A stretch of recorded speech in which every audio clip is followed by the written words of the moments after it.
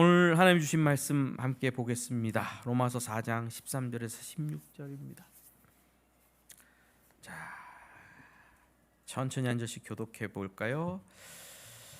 아브라함이나 그 후손에게 세상의 상속자가 되리라고 하신 언약은 율법으로 말미암은 것이 아니요 오직 믿음의 의로 말미암은 것이니라.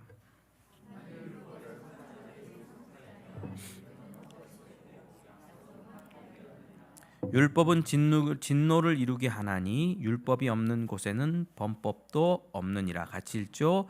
그러므로 상속자가 되는 그것이 은혜에 속하기 위하여 믿음으로 되나니 이는 그 약속을 그 모든 후손에게 굳게 하려 하심이라. 율법에 속한 자뿐만 아니라 아브라함의 믿음에 속한 자에게도 그러하니 아브라함은 우리 모든 사람의 조상이라. 아멘. 예. 먼저 우리 요 말씀을 함께 이야기하면서 이 부분을 좀 생각했으면 좋겠습니다. 교회 다니면 받는 복이 뭐냐? 교회 다니면 받는 복이 뭐냐? 어저께도 우리 윤선 사모님과 그런 비슷한 얘기를 했는데 무슨 복을 받습니까? 뭐를 받죠? 교회 다니면 돈을 많이 법니까? 자, 교회 다니면 돈을 많이 벌어요? 건강이 막 좋아집니까? 자, 그럼 교회 안 다니는 사람들은 돈이 없고 건강이 나쁩니까? 어때요? 자, 세계에서 요즘 돈 많은 사람, 어저께 빌 게이츠가 누구를 깠죠? 테슬라, 머스크를 디스하는 내용이 있었다. 화성 탐사. 둘 다 돈 많은 사람들인데 교회 잘 다니고 하나님이 복 주셨습니까? 우리나라의 권력자들 있잖아요. 권력자들은 대대로 예수 잘 믿는 그리스도인이 다 됐습니까? 여러분, 속지 마십시오.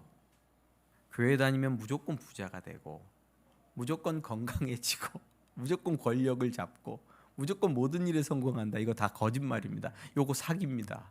성경에 그런 내용은 없습니다. 교회 다녀도 고난받을 수 있고 교회 다녀도 건강에 어려움을 겪을 수도 있고 교회 다녀도 삶의 여러 가지 고통 때문에 답답할 수 있습니다. 그럼 교회 다니는 복이 도대체 뭐예요, 목사님? 왜 교회를 다녀요? 그러니까 어떤 불신자분이 교회 다니시는데 신앙이 없는 분이 이렇게 보는 거죠. 교회에서 자꾸 복 준다 그러고 부자 된다 그러고 뭐 성공한다 그랬는데 자기가 보면 안 믿는 분들이 더 잘 살고 안 믿는 분들이 더 잘 나가고 교회 다니면 그렇게 꼭 되는 것 같진 않은데 이렇게 생각한단 말이죠. 그러면 교회 다녀서 받는 복은 뭐예요? 뭘까요? 아브라함이라는 사람이 믿음의 조상이니까 그 사람은 도대체 어떤 복을 받았냐? 그 사람이 좋은 거는 뭐야? 그 사람을 왜 우리가 믿음의 조상이라 그러고 하나님이 그를 불러서 그에게 준 건 도대체 뭔가? 아브라함 뭘 받았어요? 아브라함이 무슨 몽골 대제국, 그렇죠? 페르시아 대제국, 바벨론 대제국, 이런 로마 제국과 같은 제국을 이룬 것도 아니잖아요. 그가 받은 복이 뭐냐? 받은 복은 13절 이렇게 되어 있습니다. 아브라함이나 그 후손에게 세상의 상속자가 되리라고 하신 언약은 율법으로 말미암은 것이 아니요 오직 믿음의 의로 말미암은 것이라. 자, 세상에 뭐라고요? 상속자. 따라해 보세요. 세상의 상속자. 제가 오늘 이거 설교한 거 이거 다 없고 다시 천천히 좀 해야 되겠어요. 하나님은 창조주시고 온 세상의 주인입니다. 믿으십니까? 그러면 세상이 하나님의 소유잖아요. 그러면 하나님의 자녀는 어떤 사람이에요? 하나님의 소유를 유산으로 받을 수 있는 상속자. 하나님이 아브라함에게 내가 너에게 복을 주겠다. 땅을 주겠다. 네 자손이 하늘의 별처럼 바다의 모래처럼 많아지게 해주겠다 라고 하신 약속을 종합해 보면 그의 인생과 그의 삶과 그에게 약속하신 것을 종합해 보면 아브라함을 하나님께서 내가 너와 네 후손을 이 세상의 상속자로 세워주겠다 하는 약속이에요.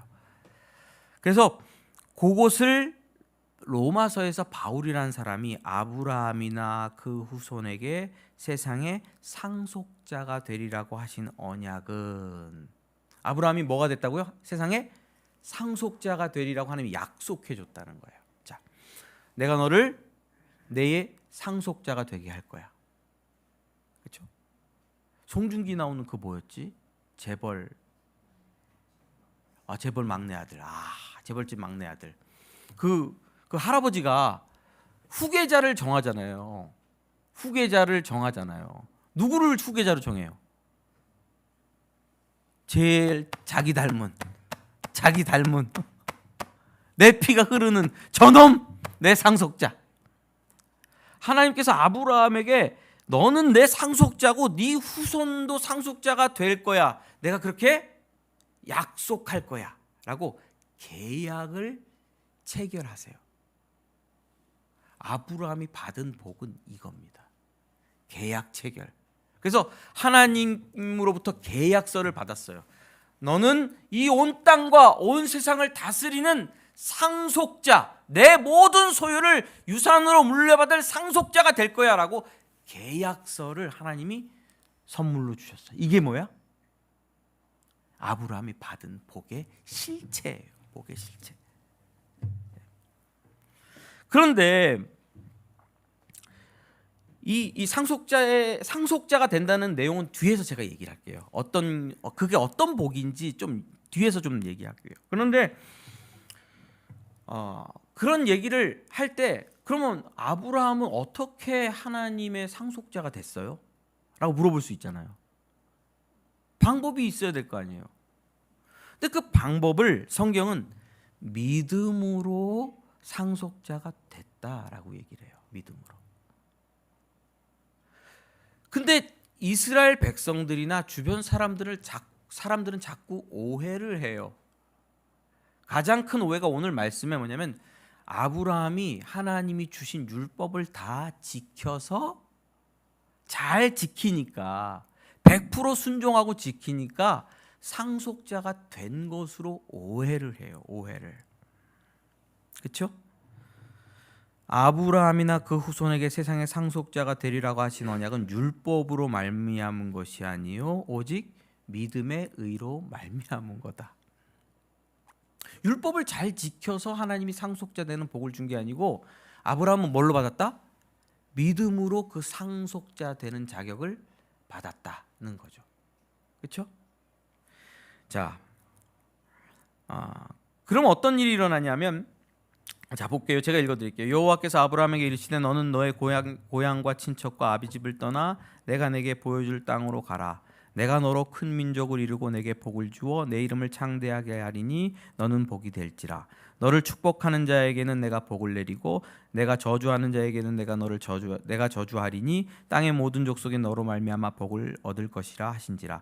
이에 아브라함이 여호와의 말씀을 따라갔고 롯도 그와 함께 갔으며 아브라함이 하란을 떠날 때에 75세였더라. 자, 이게 아주 결정적인 사건인데 아시죠? 창세기 12장에 하나님께서 아브라함에게 나타나서 너는 본토 친척 아비집을 떠나가라. 내가 너에게 복을 주겠다. 약속하세요. 자, 이 약속에 조건이 있어요, 없어요? 조건이 없어요. 자, 너는 본토 친척 아비집을 떠나가라. 내가 너에게 복을 주겠다. 복의 근원이 되게 해주겠다. 너로 말미암아 열방이 복을 받게 해주겠다. 약속하세요. 자, 그랬더니 아브라함이 약속을 뭐 하고? 믿고 어디로 가요? 복 받기 위해서 어디로 가? 하나님이 지시하신 땅으로 갔어요. 이건 율법을 지킨 게 아니고 뭐다고요? 하나님이 복 줄게 그러니까 네 저희 가면 복 받는구나 그러고 가서 손을 벌린 거야. 믿음으로 뭐를 받았어요? 복을 받았어요. 하나님께서 13장에도 나타나서 롯이 떠난 후에 보이는 땅을 내가 너와 자손에게 주리니 영원히 이르리라. 보이는 땅을 준대요.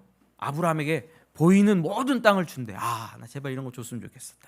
보이는 땅을 준다 그래.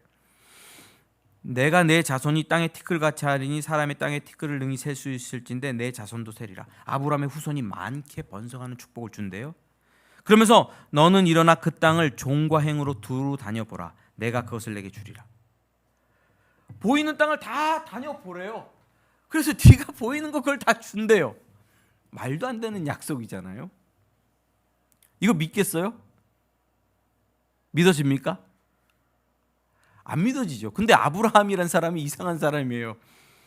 이에 아브라함이 장막을 옮겨 헤브론에 있는 마물의 상수리 수풀에 이르러 거주하며 거기서 여호와를 위하여 제단을 쌓았다. 그 약속을 듣고, 허무맹랑한 약속을 듣고 가방을 다 싸요. 텐트를, 가방이 아니지, 집 텐트를 다 걷어. 야, 다 걷어. 오늘 떠난다. 그리고 가나안 땅 깊숙이 들어가요. 왜? 약속을 믿었으니까. 그럼 여기서 보세요. 약속을 해줄 때 하나님이 약속해 줄 때 너 이렇게 행하라는 율법 줬습니까? 안 줬습니까? 안 줬다니까. 안 줬다니까. 그게 초등학교 때부터 내가 너무 어려운 문제였어요. 아브라함은 착한 일을 한 것도 아니고, 아브라함은 뭐 순종을, 율법을 다 지킨 것도 아니고, 40일 금식 기도도 한 것도 아닌데 왜 아브라함은 복을 받았을까? 몰랐어요. 근데 하나님이 왜 복을 줬냐면 복 주시는 분이니까 아브라함에게 나타나서 그냥 복을 줬어요. 여기는 조건이 없다. 자, 요 약속한 사건을 이렇게 말할 수 있어요. 하나님이 아브라함과 계약을 체결했다. 자, 내가 너에게 상속자가 되게 해줄게. 너에게 복을 줄게. 이건 누구의 의무예요? 하나님께서 계약을 체결하고 의무로 내가 이걸 해줄게. 그랬더니 너도 이걸 행해. 이런 거는 없어. 상호 계약이 아니야. 의무 조항은 누구만 있어? 하나님만 있어. 너는 뭐만 해? 사인만 해. 사인만 해. 그러면 계약이 완성되는 거야. 본토 친척 아비 집을 떠났더라가 뭐야? 사인. 헤브론으로 옮겨서 장막을 친 게 뭐야? 사인. 믿고 그냥 사인한 거야. 하나님이 약속을 주겠다는 걸. 여러분, 이게 바로 하나님께서 아브라함과 맺으신 계약이에요. 거기는 뭐가 없다? 율법이라는 조건이 포함되지 않았다. 자, 율법이라는 건 이스라엘 백성이 율법이라고 지칭하는 이 율법은 10계명 알죠? 10계명. 10계명은 언제 생긴 거냐면 아브라함이 죽고 거의 430년 이후에 생긴 거예요. 그러니까 아브라함이 율법을 지켜서 하나님과 계약 체결, 계약 성사가 됐다라고 말하면 말이 안 되는 거지. 아브라함이 상속자 되고 복을 받은 것은 하나님이 그저 찾아오셔서 계약서를 들이밀었고 아브라함은 아멘 하고 믿음으로 사인함으로 된 거다 하는 거죠. 자, 요즘 아파트 얘기를 좀 해봅시다. 아파트를 소유하는 방법. 아파트 있으신 분들 축복합니다. 아파트를 소유하는 방법. 금리가 요즘 5%, 6% 막 올라가나요? 그렇죠? 뭐 10억짜리도 잘 없지만 10억으로 합시다. 10억짜리 집을 뭐 30%만 내 돈 있고 7억 빚내서 샀다. 그러면 얼마 냅니까 매달 요즘? 이자만? 한 300만 원 이렇게 냅니까? 400 냅니까? 자, 금리가 2%대였을 때는 내가 청년이야. 저거 사서 열심히 일해가지고 아껴 먹겨 쓰고 갚으면 어느 정도 되겠다. 근데 금리가 몇 프로로 올라가? 3%, 4%, 5%로 올라가면 은행에 내야 될 돈이 2배, 3배 되는 거야. 막 올라가잖아. 6%쯤 되면 딱 3배 되네. 100만 원 내야 될 이자를 300만 원 내야 돼. 뭐 200만 원 내야 돼. 그럼 미치는 거죠.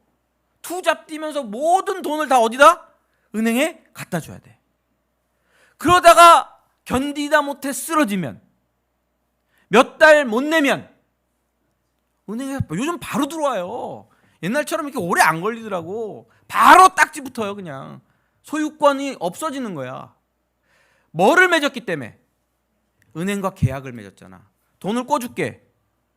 내가 7억 꿔줄게. 이건 내 의무야. 은행 측에서. 그 대신 너는 변동금리로 매달 얼마씩 갚아. 못 갚으면 계약 깨지는 거야. 여러분, 요 방법으로는 어렵다. 아파트를 소유하기가.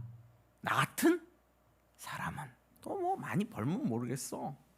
1,000만 원, 2,000만 원씩 벌면 모르겠어. 그럼 다른 방법이 있잖아. 어떤 방법?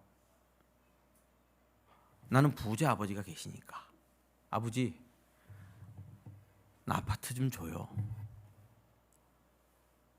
아버지가 그래, 뭐 너도 이제 이만저만 컸고 애들도 많고 그러니까 아파트 줄게.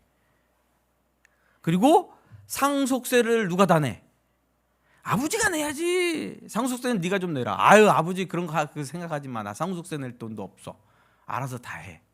상속세도 다 내주고 서류 꾸며갖고 왔어. 아버지가 법무사에서 세무서 다 들려가지고, 야, 이 사인만 해라. 사인 안 하겠어? 정집사님 사인 안 할 거야, 할 거야? 아멘으로 해야지. 막 사인해야지. 자, 첫 번째 방법은, 영끌에서 산 방법은, 내가 지어야 될 의무가 너무 커. 계약이 파괴될 위험이 늘 있어. 세상이 변하고 어려워지면 계약이 깨져. 그리고 그 아파트를 소유할 수가 없게 돼. 두 번째 방법은 누워서 떡 먹기. 은혜로 되는 방법. 믿음으로 되는 방법은, 아버지가 주신다는데 사인만 하면 끝이야. 그게 믿음으로 된 거야. 그리고 아파트는 은혜로 받는 거야. 난 이런 인생을 살고 싶어. 이런 축복이 여러분 자녀들에게는 좀 임하기를 바랍니다. 자, 그러면은 계약이 파기될 이유가 없잖아요. 두 번째 방법은 상속 받아버리면 다 해결해 버렸으니까 아버지가 영원히 그 아파트는 내 아파트야.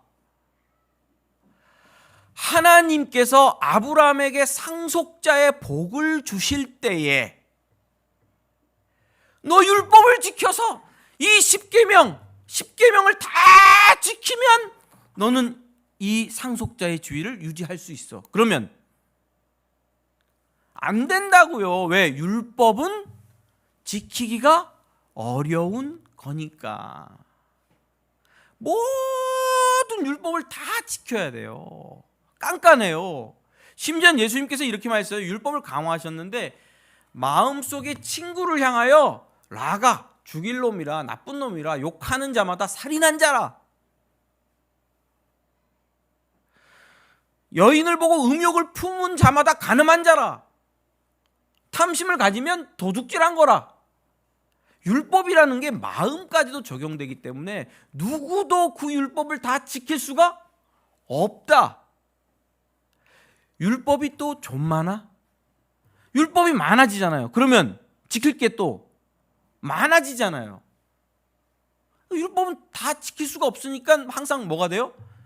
율법은 범해질 수밖에 없어요. 자, 질문입니다. 한국 법을 나는 한 번도 안 어겼다 하는 분 손 들어보세요. 나 이 땅을 살면서 대한민국 법을 한 번도 안 어겼다.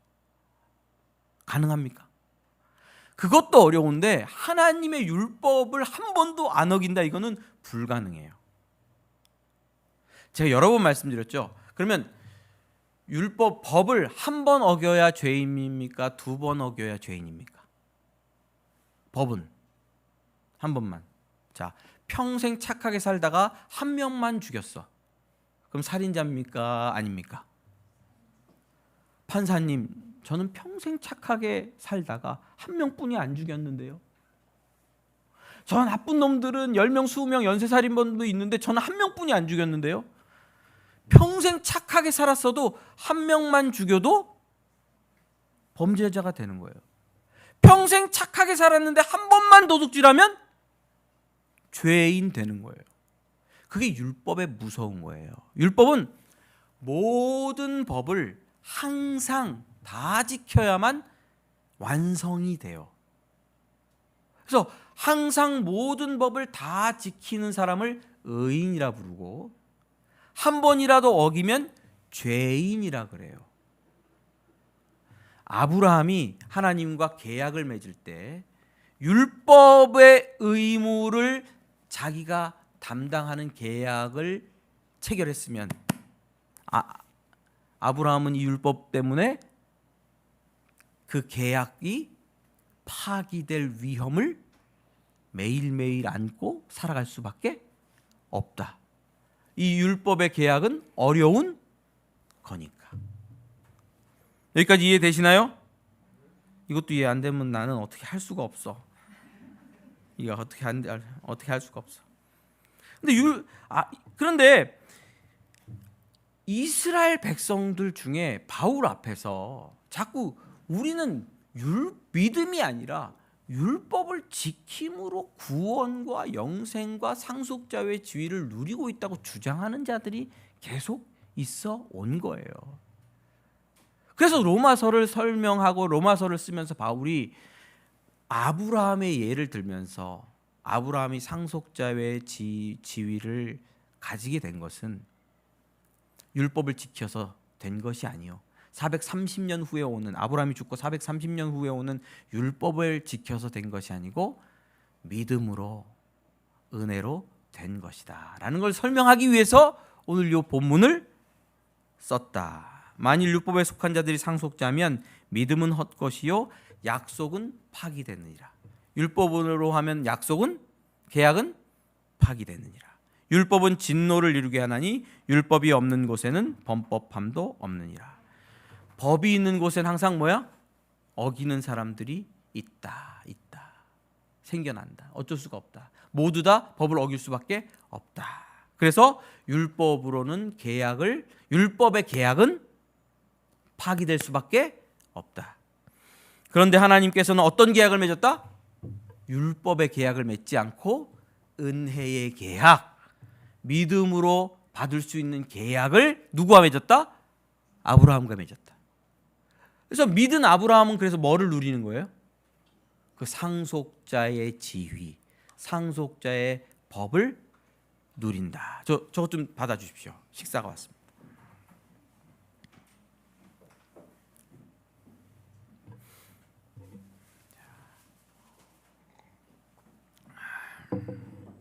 자, 이렇게 할 때 또 잠 한번 깨고. 오늘 맛있는 겁니까? 뭐예요? 피자 박수. 자, 그러면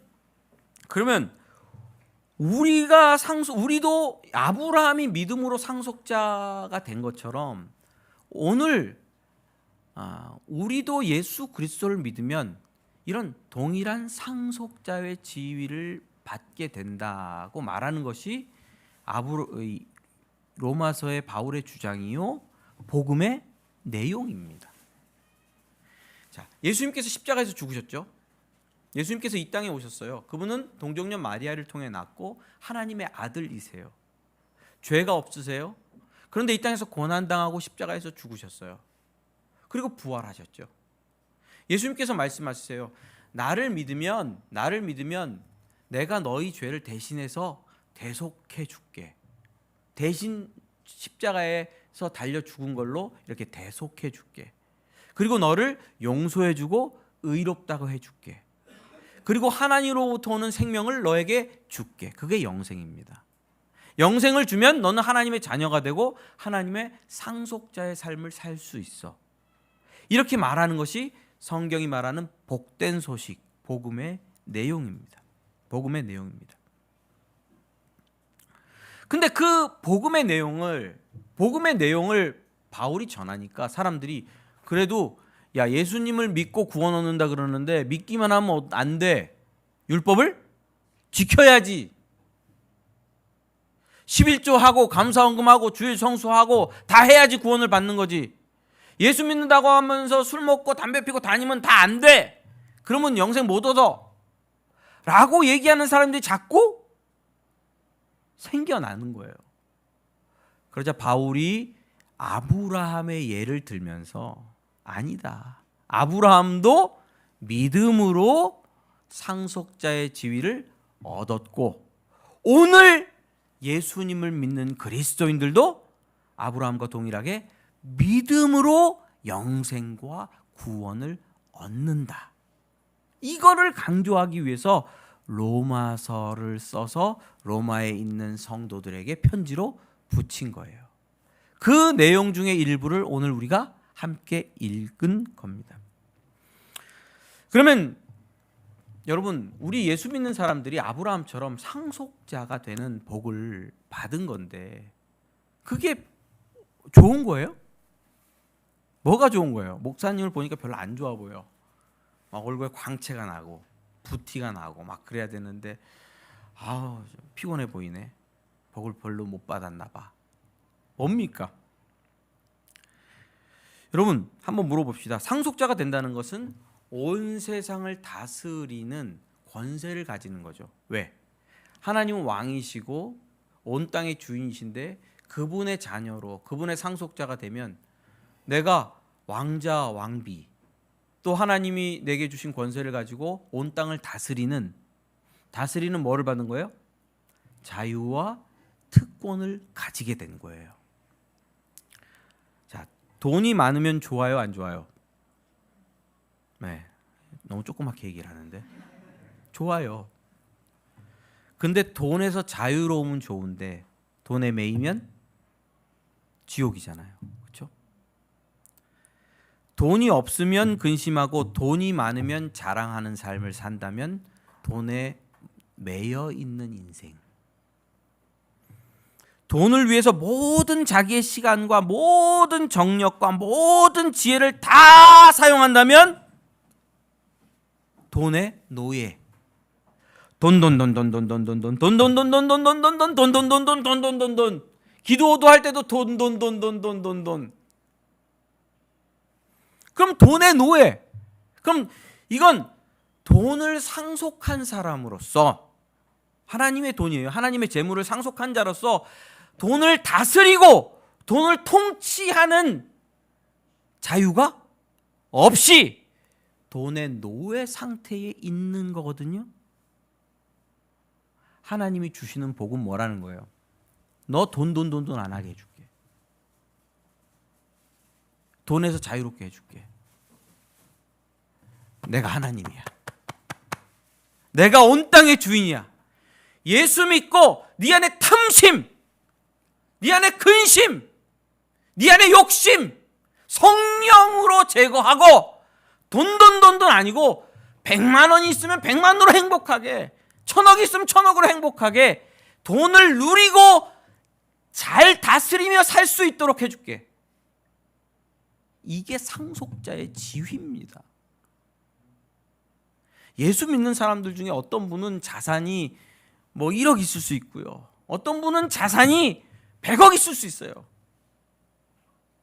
그러나 예수 믿는 사람은 그 자산으로 자유롭게 통치하는 삶을 살게 됩니다. 그게 복입니다. 돈의 노예가 되지 않습니다. 죄 용서, 의롭다 하시고 성령 안에서 하나님의 생명을 부어주시고 그래서 하나님이 주시는 생명의 역사와 능력을 가지고 하나님의 상속자니까 돈이라는 영역을, 재물이라는 영역을, 경제라는 영역을 통치하며 살게 되는 게 그리스도인입니다. 이런 축복이 있기를 바랍니다. 권력이 많으면 좋아요? 권력을 잘 다스려야 좋지. 권력 가지고 헛짓하잖아요. 권력 가지고 헛짓하려고 권력 잡기 위해서 거짓말, 괴괴, 술수를 쓰는 사람들은 권력의 노예지. 저는 요즘 정치를 보면 이 사람들 다 권력의 노예구나. 요즘 그래서 정치에 미쳤다 이런 표현 써요. 진짜 좌파, 우파, 중도 할 거 없이 정치에 다 미쳐 돌아가는구나. 노예, 정치의 노예. 다스려야 되는데 노예. 그리고 권력 잡으면 싹 다 죽이고. 이건 정치의 노예, 권력의 노예. 상속자는 어떤 사람들입니까?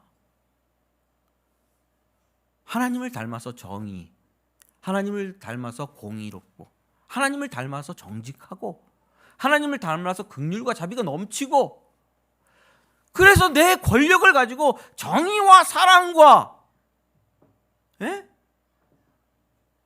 정직과 진리를 구현하는 삶을 살게 되잖아. 작은 권력이라도 우리는 그런 삶을 살 때 상속자의 삶을 사는 거 아니에요? 왜 권력의 노예가 돼? 상속자가 아니니까. 하나님 아버지의 아들과 자녀가 아니니까 권력의 노예된 삶을 산단 말이지. 여러분, 이거 아닙니다. 예수 믿은 사람이 무조건 무슨 장관이 되고 대통령이 되면 세상이 변화된다. 그런 거 아닙니다. 그런 거 아닙니다. 그리고 예수 믿는 사람이 계속 높은 자리에 올라가야 된다. 아닙니다. 예수 믿는 사람이 꼭 높은 자리만 올라가야 하나님께 영광이요. 뭐 미스코리아 되면 하나님께 영광을 돌려드립니다. 연예인들이 시상식 받으면 하나님께 영광을 올려드립니다. 그 무슨 영광이 뭐 얼마나 나타나겠어? 그러면 힘들고 어려운 사람들은 하나님의 영광을 못 돌리나? 난 너무 답답해. 예수 믿는 분들 중에 청소할 수 있잖아요. 사람들이 생각한 낮고 비천한 직업 가질 수 있잖아요. 예수 믿어도. 그러면 하나님께 영광을 못 돌리나? 생각해 보세요. 못 돌려? 아니라니까. 어떤 자리에 있든지 그 일, 맡겨진 일, 꼭 권력이 있잖아요. 저는 여기를 마대질 할 수 있는 권력이 있다고. 에스프레소를 맛있게 내릴 권력이 있어. 딱 잡고 그걸 잘 내려서 속이지 않고, 저울을 속이지 않고 우리 18g 딱 달아가지고 3,500원에 줍니다. 그렇게 함으로 하나님의 영광이 될 수 있다고 저는 믿습니다. 꼭 무슨 예수 믿는 장로가 대통령이 되면 우리 한국교회 성장하고 한국교회가, 그러다가 한국교회가 망한 거예요. 지금 쓰러졌어요. 다 눈에 안 보이지만. 한국이 선교지예요. 청소년들, 중고등부 애들 교회 싹 다 안 다녀요. 한 반에 5명 교회 다니는 애들이 없어요. 반에. 우리 어릴 때는 3분의 1 이상, 3분의 막 반씩 교회 다녔어요. 요즘 교회 안 다녀요. 왜? 교회 가면 내 인생 망한다 이렇게 생각해요. 교회는 이상한 단체다. 교회는 사이비 단체다. 다 이렇게 생각해요. 왜? 잘못된 복에 대해서 이야기했기 때문에. 잘못된 복을 믿으라고 강요했기 때문에. 그리고 몇몇 잘못된 모델들을 제시해서 그 모델들을 따라가도록 했기 때문에. 여러분, 건강이 있으면 다 좋습니까? 건강은 물어봅시다. 요즘 건강 하잖아요. 약 몇 개 드세요? 이미쌤 약 몇 개 먹어요? 적게 드시네. 한 움큼씩 그냥 먹잖아요. 건강으로 좋은 일을 해야지. 건강에 해칠까 봐 전전긍긍해. 목사님, 여기 좋은 일 좀 하러 갑시다. 목사님, 제가 건강을 유지해야 돼가지고 난 그건 좀 성도들이 우리가 친교할 때가 있잖아. 근데 못 먹어. 고지혈 때문에 못 먹고 목사님 저는 못 먹어요. 그래서 그 모임에 안 갈래요. 그 모임에 가서 안 믿는 사람들하고 얘기도 좀 하고 사람들하고 좀 은혜도 나누고 그러면서 영향력을 끼쳐야 되는데 고지혈 때문에 못 가요. 자, 건강이 우선. 여러분 건강이 늘 불운하죠. 건강 때문에 전전긍긍하죠. 영원히 살 것을 바라진 않겠지만 아플까 봐 무서워서 신앙생활도 제대로 못해요. 건강이 하나님인 교인들을 저는 때때로 많이 봅니다. 뭐 일주일 새벽에 기도하자 그래도 그 컨디션이 망가질까 봐 기도 못 한대요. 그놈의 컨디션은 뭐 컨디션 마시시고 아침에 같이 기도하면 좋은데 안 하신단 말이죠. 말씀 배우러 나오라 그러면 운동해야 되고 커피 한 잔 하다 그래도 못해요. 몸이 안 좋아서 커피는 안 먹는다 그러고. 건강의 의미는 뭐예요? 하나님의 일하고 좋은 일 하려고 하는 거지. 그것도 안 할 거면 우리 김종국 목사님 그랬잖아요. 편안하게 사는 게 더 안 좋다.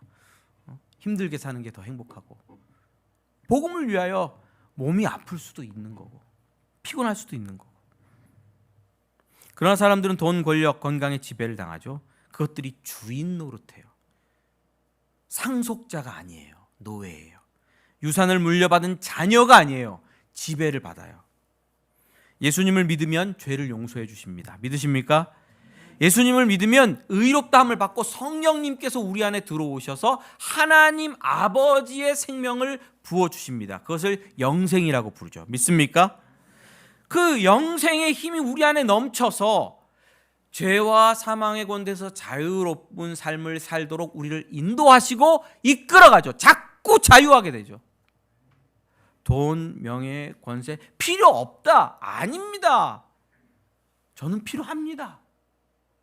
근데 그걸 다스려야 되는 거지 노예 생활하면 안 되는 거죠. 돈도 다스리고 명예도 다스리고 권력도 다스리고 시간도 다스리고 건강도 다스리고 상속자의 자유로운 삶, 능력 있는 삶을 우리는 살 수 있게 됩니다. 이게 복이고 이게 은혜다라고 저는 믿습니다. 여러분 복음을 믿고 예수님을 믿고 자유로운 삶, 상속자 된 삶 사시기를 주님의 이름으로 축원합니다. 축원합니다. 기도하겠습니다.